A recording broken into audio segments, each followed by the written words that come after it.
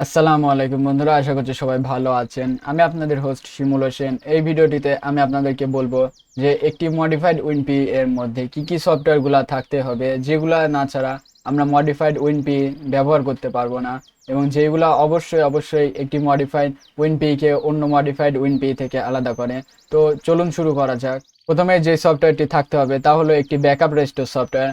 এটি হতে পারে অ্যাক্রোনিস ট্রু ইমেজ, এওএমইআই ব্যাকআপার, ম্যাক্রিয়াম রিফ্লেক্ট ইত্যাদি। তো দ্বিতীয়ত যে সফটওয়্যারটি থাকতে হবে সেটি হচ্ছে ডিস্ক ম্যানেজমেন্ট সফটওয়্যার।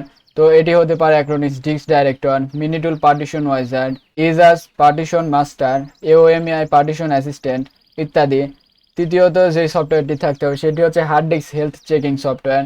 এটি হতে পারে হার্ড ডিস্ক সেন্টিনেল অথবা ক্রিস্টাল ডিস্ক ইনফো এবং ইত্যাদি এই জাতীয় সফটওয়্যার। চতুর্থত পিসি কনফিগারেশন চেকিং সফটওয়্যার। এটি হতে পারে hardware info, CPU Z, Speccy ইত্যাদি। পঞ্চমত মনিটর টেস্টিং সফটওয়্যার। এটি যে কোনো সফটওয়্যারই হতে পারে, LCD test, monitor test, is my LCD OK ইত্যাদি। ষষ্ঠত র্যাম টেস্টিং সফটওয়্যার। এটি যে কোনো ধরনের র্যাম টেস্টিং সফটওয়্যারই হতে পারে। সপ্তম কিবোর্ড টেস্টিং সফটওয়্যার। অষ্টম ব্রাউজিং সফটওয়্যার। এটি ওপেরা মিনি, মজিলা ফায়ারফক্স অথবা গুগল ক্রোমও হতে পারে। নবমত উইন্ডোজ ইউজার আনলকার সফটওয়্যার, যেটি কিনা আমাদের ইউজার অ্যাকাউন্টের পাসওয়ার্ডটি ভেঙে দিবে।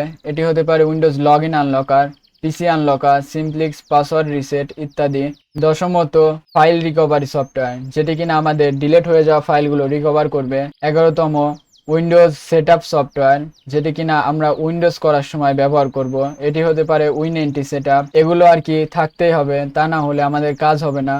আরও কিছু সফটওয়্যার প্রয়োজন পড়ে, তা হলো CPU testing software, bad sector finding software, disk speed testing software, remote desktop software, download manager software, BCD ও UEFI file editing software, key recovery software, file searching software, large file searching software, disk formatting software, antivirus software, word file software, PDF software.